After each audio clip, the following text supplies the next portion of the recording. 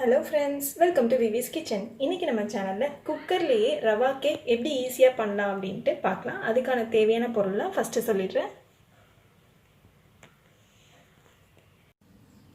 1 cup rava எடுத்து வச்சிருக்கேன்.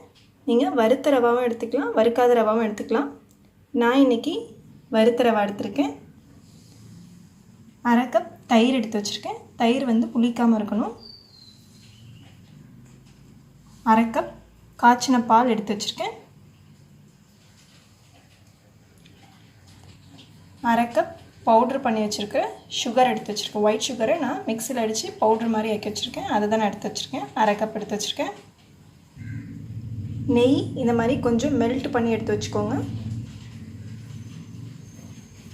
2 teaspoon oil எடுத்து வச்சிருக்கேன். 1 டீஸ்பூன் பேக்கிங் சோடா எடுத்து வச்சிருக்கேன். 1 டீஸ்பூன் வெனிலா எசன்ஸ் எடுத்து வச்சிருக்கேன். ஃபர்ஸ்ட் நம்ம ஒரு மிக்சிங் பவுல்ல எடுத்து வச்சிருந்த ரவா சேர்த்துக்கலாம். நம்ம எடுத்து வச்சிருந்த தயிர் சேர்த்துக்கலாம். நம்ம எடுத்து வச்சிருந்த காய்ச்சின பால் சேர்த்துக்கலாம். இப்போ இதெல்லாத்தையும் நல்லா மிக்ஸ் பண்ணிக்கோங்க. இந்த மாதிரி விஸ்க் உங்ககிட்ட இல்லை அப்படின்னா நீங்கள் நார்மல் ஸ்பூன் வச்சு நல்லா மிக்ஸ் பண்ணிக்கோங்க. இந்த மாதிரி நல்லா மிக்ஸ் பண்ணதுக்கப்புறம் இந்த மாதிரி ஒரு பிளேட் போட்டு மூடி வச்சுருங்க. கரெக்டாக ஒரு 10 மினிட்ஸ் இதை நல்லா நம்ம ஊற வச்சிடலாம். இப்போ கரெக்டாக 10 மினிட்ஸ் ஆயிருக்கு. நம்ம இதை ஓப்பன் பண்ணி பார்க்கலாம். இப்போ நம்ம பவுடர் பண்ணி வச்சுருந்தா சுகர் சேர்த்துக்கலாம். நம்ம மெல்ட் பண்ணி வச்சிருந்த கீ சேர்த்துக்கலாம். ஆயில் சேர்த்துக்கலாம். பேக்கிங் சோடா சேர்த்துக்கலாம். வெனிலா எசன்ஸ் சேர்த்துக்கலாம். இப்போ இது எல்லா இன்க்ரீடியன்ட்ஸையும் நல்லா மிக்ஸ் பண்ணிக்கலாம். நீங்கள் மிக்ஸ் பண்ணும்போது கொஞ்சம் மில்க் பத்தாத மாதிரி இருந்துச்சுன்னா கொஞ்சமாக சேர்த்துக்கலாம். இது வந்து கன்சிஸ்டன்சி வரத்துக்காக தான் நம்ம சேர்க்குறோம். மில்க் சேர்த்ததுக்கப்புறம் இதை ஒரு வாட்டி நல்லா மிக்ஸ் பண்ணிடுங்க. இந்த மாதிரி நல்லா நம்ம மிக்ஸ் பண்ணால் தான் கேக் நல்லா சாஃப்டாக வரும். அதனால் நீங்களும் இந்த மாதிரி நல்லா மிக்ஸ் பண்ணிக்கோங்க. கேக் பேட்டர் ரொம்ப திக்காகவும் இருக்கக்கூடாது, ரொம்ப தண்ணியாகவும் இருக்கக்கூடாது. இந்த அளவுக்கு கன்சிஸ்டன்சியில் இருக்கணும். இப்போ நமக்கு கேக் பேட்டர் தயாராகிடுச்சு. நெக்ஸ்ட் நம்ம ஸ்டவ் ஆன் பண்ணிவிட்டு இந்த மாதிரி ஒரு பெரிய குக்கர் எடுத்துக்கோங்க. அதில் 1 இன்ச் அளவுக்கு நான் உப்பு சேர்த்துருக்கேன். இதை வந்து நான் பேக் பண்ணுறதுக்காக மட்டும்தான் யூஸ் பண்ணுவேன். அதனால தான் கலர் அந்த மாதிரி இருக்குது. நீங்களும் இதை பேக் பண்ணுறதுக்கு மட்டும் யூஸ் பண்ணிக்கோங்க. இப்போ நம்ம குக்கரில் உப்பு சேர்த்ததுக்கப்புறம் மீடியம் ஃப்ளேமில் வச்சு ஒரு 10 மினிட்ஸ் ப்ரீ ஹீட் பண்ணிக்கோங்க. இப்போ நான் இந்த பவுலில் தான் பேக் பண்ண போகிறேன். ஸோ நான் இந்த பவுலில் ஃபுல்லாக சைடு சென்டர் எல்லா இடத்துலையும் நெய் அப்ளை பண்ணி ஸ்ப்ரெட் பண்ணியிருக்கேன். ஸோ இதுக்கு மேலே நான் பேட்டர் பேப்பர் சேர்க்குறேன். சேர்த்ததுக்கப்புறம் இதை நல்லா ஃபிக்ஸ் பண்ணிவிடுங்க.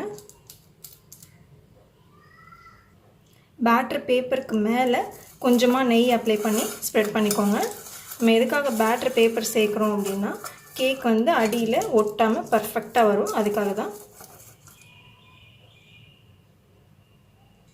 பேட்டர் பேப்பர் மேலே கொஞ்சமாக நெய் சேர்த்து நல்லா ஸ்ப்ரெட் பண்ணதுக்கப்புறம் இதுக்கு மேலே கோதுமை மாவு லைட்டாக நான் ஸ்ப்ரெட் பண்ணுறேன்.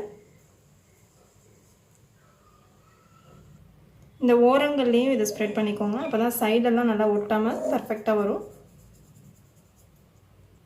ஸ்ப்ரெட் பண்ணதுக்கப்புறம் இதை நல்லா இந்த மாதிரி டேப் பண்ணி எல்லா இடமும் நல்லா பிரிஞ்சு வர மாதிரி ஸ்ப்ரெட் பண்ணிக்கோங்க. இப்போது நம்ம ரெடி பண்ணி வச்சுருந்த கேக் பேட்டரை சென்டராக இதில் சேர்த்துடலாம்.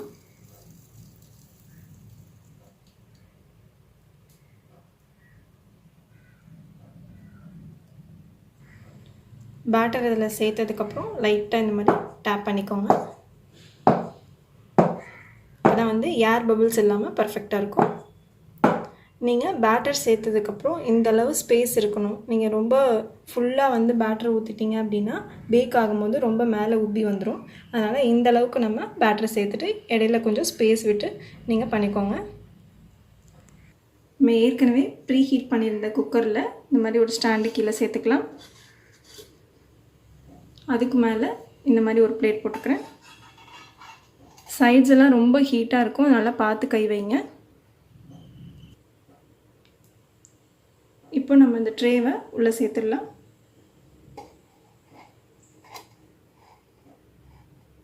இந்த மாதிரி சென்டராக வச்சுக்கோங்க. சைடில் குக்கரில் இடிக்காமல் இருக்கணும். இந்த அளவு ஸ்பேஸ் விட்டு சென்டராக வச்சுக்கோங்க பாத்திரத்தை.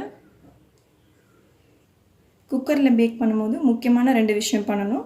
நம்ம குக்கர் மூடி போடும்போது இந்த கேஸ்கெட்டை வெளியில் எடுத்துடணும். அதே மாதிரி விசில் நம்ம போடக்கூடாது. இப்போ நான் கேஸ்கெட்டு குக்கர் விசில் 2மே போடல, மூடி மட்டும் மூடுறேன். மூடி நல்லா க்ளோஸ் பண்ணிவிடுங்க. க்ளோஸ் பண்ணிவிட்டு மீடியம் ஃப்ளேம் வச்சு கரெக்டாக ஒரு 35 மினிட்ஸ் நம்ம பேக் பண்ணிக்கலாம். நீங்கள் வச்சுருக்கிற பாத்திரம் அடுப்போட ஃப்ளேம் பொறுத்து டைமிங் மாறலாம். நான் வந்து 35 மினிட்ஸ் பேக் பண்ணுவேன். அதுக்கப்புறம் உங்களுக்கு எந்த ஸ்டேஜில் குக்கர் ஆஃப் பண்ணுன்றதை சொல்கிறேன். இப்போது கரெக்டாக 35 மினிட்ஸ் ஆயிருக்கு. நம்ம இதை ஓப்பன் பண்ணி பார்க்கலாம்.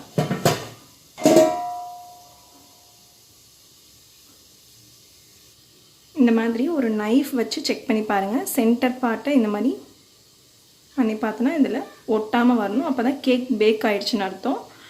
நம்ம வந்து வச்சுருக்கிற ஸ்டவ் அந்த ஃப்ளேம் எல்லாம் பொறுத்து 10 மினிட்ஸ் இல்லைனா 15 மினிட்ஸ் வேரி ஆகலாம். அது வந்து நம்ம அந்த மாதிரி நைஃப் வச்சு செக் பண்ணும்போது உங்களுக்கு கரெக்டாக தெரிஞ்சிடும். இப்போ நம்ம ஸ்டவ் ஆஃப் பண்ணிடலாம். இந்த மாதிரி ஒரு ஸ்டீல் ஹோல்டர் வச்சு கேர்ஃபுல்லாக இதை வெளியில் எடுத்துருங்க. இப்போ நம்ம இதை ஒரு 1/2 அன் ஹவர் நல்லா ஆற விட்டுடலாம். இது மேலே எதுவும் தூசி எதுவும் விழுகாமல் இருக்கிறதுக்காக நான் இந்த மாதிரி ஒரு ஸ்ட்ரெயினர் போட்டு ஆற வைக்க போகிறேன். நீங்களும் இந்த மாதிரி ஹோல்ஸ் இருக்கிற மாதிரி ஒரு ஸ்ட்ரெயினர் வச்சு நீங்கள் இதை வந்து மூடி போட்டு ஆற விட்டுருங்க. இப்போது கரெக்டாக 1/2 அன் ஹவர் ஆகிடுச்சு. நம்ம இந்த சைட்ஸ்லாம் நைஃப் வச்சு லைட்டாக எடுத்துக்கலாம். அப்படி ரொம்ப ஹார்டாக பண்ணாதீங்க, லைட்டாக சாஃப்டாக இந்த மாதிரி சைட்ஸை மட்டும் எடுத்து விட்டுக்கோங்க நைஃப் வச்சு. இப்போது ஒரு பிளேட்டை போட்டு அப்படியே நம்ம கேர்ஃபுல்லாக அதை திருப்பணும்.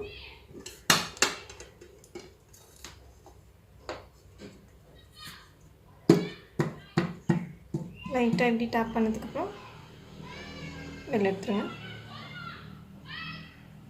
இப்போ நம்ம இந்த பேட்டர் பேப்பர் மட்டும் ரிமூவ் பண்ணிடலாம். இதை வெளியில் தனியாக எடுத்துருங்க. இப்போ வேறு ஒரு பிளேட் போட்டு மறுபடியும் இதை டர்ன் பண்ணிடலாம்.